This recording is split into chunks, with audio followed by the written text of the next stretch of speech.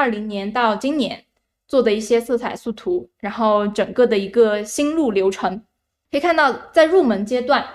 也就是我剛剛開始畫版繪的時候，我2020年做的色彩素圖其實是一開始是非常基礎的，就是用點彩的方式去畫非常粗糙的、非常概括的這樣的一個小稿。然後練習了5個月之後，可以看到畫面的提升非常的大，就是不管是精度，不管是色彩的質量，對吧？很明顯，比起左邊有非常大的進步，並且左右兩個其實他們使用的時間差別沒有很大，就可能左邊用了半個小時或者40分鐘，而右邊就用了1個小時，就這樣。21年和22年我主要是集中在創作完整的插畫，所以說色彩素圖做的相對來說少一些。23年的時候，我又重新把色彩素圖撿起來了，因為我發現就是它可以當做一種創作去畫，就是只不過它和創作的區別就是它沒有細化，它就只有概括沒有細化而已。比如說像右邊的這張，在那之前我都是照着一張照片去畫去寫生，但是23年之後我就開始有意識的把幾張照片，就是這些照片集結成一張創作，用色彩素圖的方式去表現，它就只是沒有細化而已，就相當於是一種插畫的正式創作的前置工作。其實只要我把這張細化完，花更多時間去刻畫它，那它就是一張完整的插畫作品了，對不對？好，接着到24年，我用色彩素圖進行了更多風格的探索，比如說我製作了這種有點水彩效果的這樣的畫面，以及右上角這種偏油畫風格的畫面，它們都是用色彩素圖的方式去表現的，只不過我用了不同的筆刷，然後不同的一些手法。接着是25年，我在顏色方面進行了深耕，就是像左下角這種，然後包括右上角這張圖。這3張其實都是我之前不會畫的類型，因為我之前畫的都基本上是明暗對比非常強烈的一些畫面，像這3張它們其實都是明暗對比很弱，然後包括顏色的飽和度也很低的一些畫面，我就嘗試了這種風格、這種色彩風格的作畫，然後發現其實我也能掌握，就相當於我可以通過色彩素圖練習來拓寬我對於不同色彩風格的這樣的一種就是道路探索的道路，我可以掌握各種各樣的風格。好，到了26年呢，就是我更集中的是去做了一些探索一些虛實、一些概括的練習，就比如說哪些地方可以讓它們融在一起，不需要畫的那麼清楚，而哪些地方需要讓它們邊界非常的清晰，就哪些地方可以甚至不畫，直接給它留白出來，它依然不會讓畫面顯得沒有畫完，或者說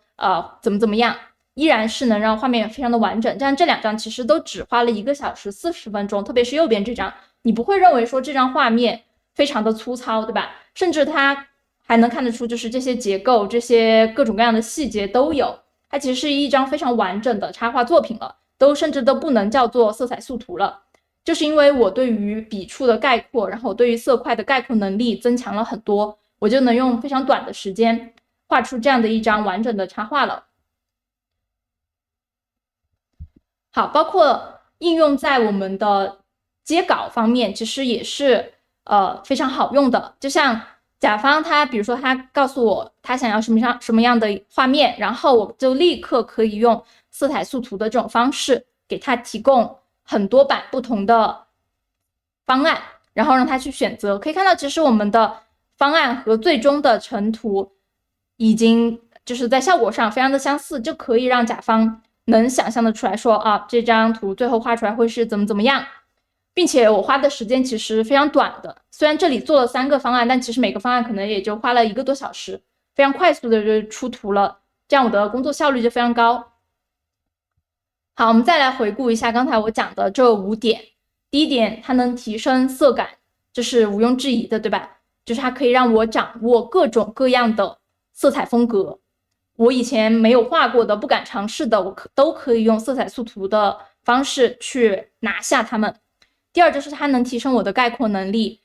我從一個從一開始就糾結畫面細節，不停的在抠細節的人，變成一個更加注重畫面整體的人。我之前也講過，就是大家不要在危樓裡面搞精裝，對吧？我們首先要把我們畫面整體搭建起來，然後我們再去裡面細化，這才是有效的細化。千萬不要一來就開始細化，就開始摳各種各樣的細節。這個色彩速讀訓練就能幫助你改掉這樣的一個壞毛病，就是讓你從畫面整體去入手。第三，就是它能提升對於畫面的整體把握能力，就是我刚刚講的，從整體入手，而不是一來就摳細節，一來就陷入一些局部裡面，養成一個良好的作畫習慣。第四點就是它能提升作畫的效率，因為你落筆的精準度提高了，所以說你畫畫的時間也會縮短，這樣你就畫得又快又好。第五點就是它能低成本的去試錯，比如說你如果畫一張完整的插圖創作，你可能需要10個小時、20個小時才能畫出一張，而且有可能你畫了那一張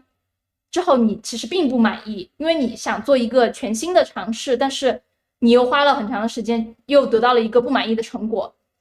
而你就可以用色彩速讀的練習的方式去低成本的試錯，因為它基本上就1個小時左右就能畫一張，你就能快速的知道說，哦，這種色彩風格應該怎麼樣去處理，這種概括應該怎麼樣去做，對吧？你就可以畫10個小時，你就能畫10張，你就可能嘗試了各種不同的方法、不同的手法、不同的方式，能快速的找到你的道路。所以色彩速读練習雖然它叫色彩速讀，但是其實它能帶來的提升並不僅僅是色彩方面的提升，它能提升的是你畫畫的綜合的能力，然后包括對於你創作也是有非常大的一個幫助的。好了，我們現在就開始示範吧。我們就用我們上節課做的這個色卡，然後來畫左邊的這一張。首先就是我們要分享一個9宮格定位法。看我在畫面中打了這種紅色的格子，就這個格子是怎麼獲取的？就是我們的相冊功能裡面，它不是有一個編輯功能，然後裡面有剪輯嗎？在剪輯的時候，你拖動這個剪輯的邊框，它就會出現這樣的一個9宮格，然後你截圖下來，把格子描出來之後，你導入 Procreate， 把照片導入 Procreate， 把這個格子疊在上面，變成這種半透明的狀態，這個格子就能輔助你來定位。什麼意思？就比如說，對於有些同學來說，可能他沒有辦法很快速的確定這個建築，比如說這個建築到底畫在畫面的哪個位置，畫多大的大小，他就可能花很多的時間在找位置、找形狀、找大小上，而這個9宮格就可以輔助你，比如說像這個尖頂的這個位置，它就處於上面中間的這一格的左下角位置，对吧？你就可以很快速的通過這個格子來找到這張畫面裡面對應的這些位置。好，我們現在就開始正式的畫。我會示範這個色彩速讀它的一個就是流程，以及它需要注意的哪些點，然後包括筆刷的使用。我首先來講一下筆刷的選用。對於畫過的同學來說，或者說你喜歡這類帶有壓感的畫筆，這是什麼意思？就是下筆，你下筆重它會變粗，然後下筆輕它就會變得很細。這種帶有壓感的畫筆的同學，你就可以選用這種，就是它的邊緣其實是也比較實的，然後它沒有任何的透明度上的變化。而對於新手同學，你就直接用没有压感的這種圓畫筆，你就直接這樣去畫，就千萬不要用哪種畫筆，這種畫筆就是有明度變化的這種畫筆，然後甚至既有明度變化又有粗細變化的這種畫筆就更不要用了，就是不要用這種去畫色彩速讀，因為我們要用概括的筆觸，那我們就用這種很硬邊緣的畫筆去畫。我個人是比較喜歡用這種有壓力又有壓感的畫筆去畫的，我就用這支。好，我們現在開始第一步。我們不是做了這個色卡嗎？那麼我們現在取色就直接從色卡上面取。就是為什麼要做這個色卡？就是為了把我們配色的這個腦力算力直接把它單獨提出來，這樣我在畫的時候，我就可以无腦的去取色了，就是相對无腦的去取色了。因为有很多同學他可能對於顏色不太敏感，他就會花很長的時間去糾結顏色，去選擇顏色，就會導致他整個作畫的流程被選色拖慢。而我們直接把這個色卡做出來，相當於我們把這個工作提前做好，幫助我們後面能快速的去給畫面上色。好，我們現在來展示一下如何用這個色卡。首先，我們把這5大主顏色放在我們的畫面裡，從後往前畫吧，就是空間靠後的，我們先畫。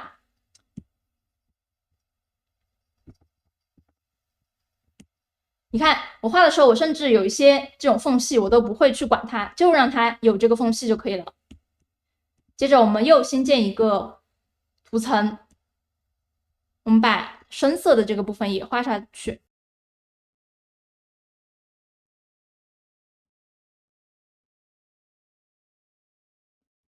你看我畫的非常非常的概括，我絕對不會因為它是很細小的葉子，我就去一點一點的摳它，不會。它在我眼裡就是一個顏色很重的一個色塊。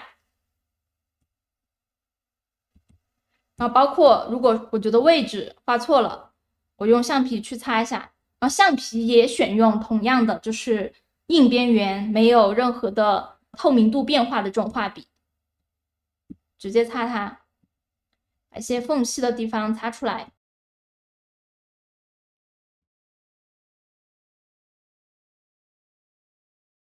对，一開始我們不要去太過多的糾結細節，我們只需要先把大的色塊，這些大的位置找到就可以了。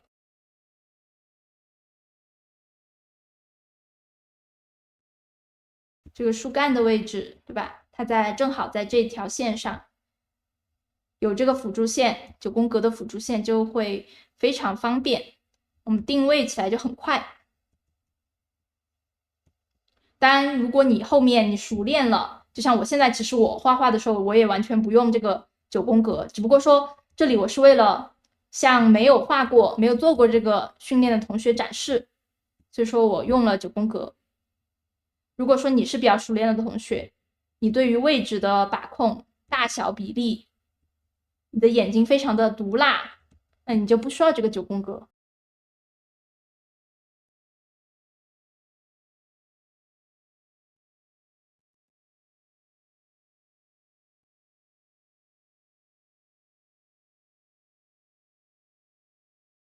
对吧？非常非常概括，完全不在意這些小樹枝、小葉子，它們就是一坨黑的嘛，就是一坨黑的呀。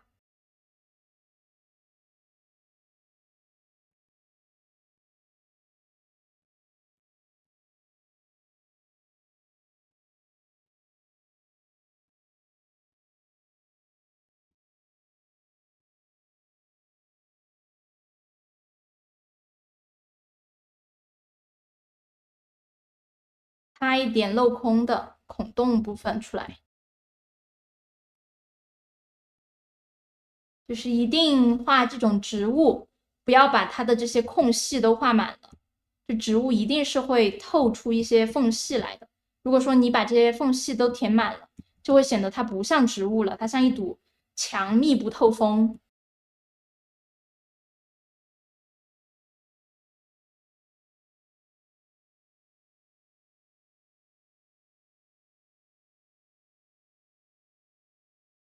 好，接着繼續，我們用這個最亮的顏色，先把建築的位置找到。你可以看到，其實我在畫的時候，我把畫布都是放到了這樣的一個大小，我不會這樣去畫它，不會放大到很大去畫它，因為我就是要看到整體，我絕對不會放大到這麼大去畫，放大到這麼大的話，你就會去摳細節，千萬不要，我就是要讓自己沒有辦法摳細節。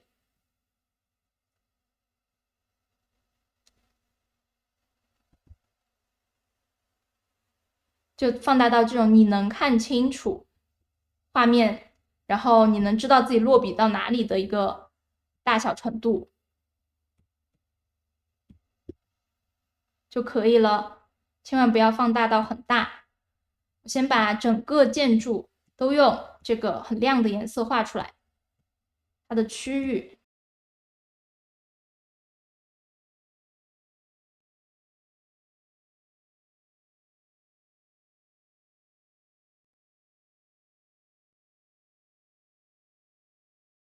你看我在畫的時候，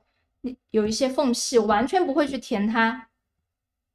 沒有必要填，沒有填縫隙的必要。好，接着我用這個陰影的顏色，紫色的陰影去畫背光的這些地方。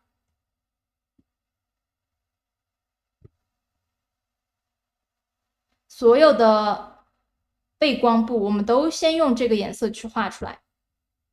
我們一開始就只畫這5種顏色。用這5種顏色去概括整張畫面，其實是完全夠的。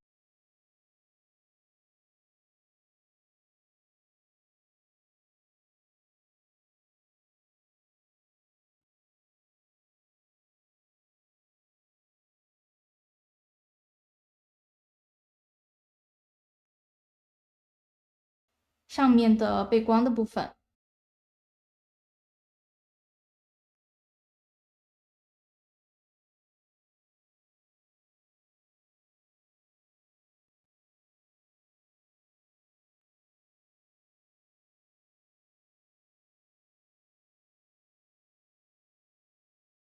你看，我甚至有些線畫歪了，無所謂呀，歪了就歪了，怎樣？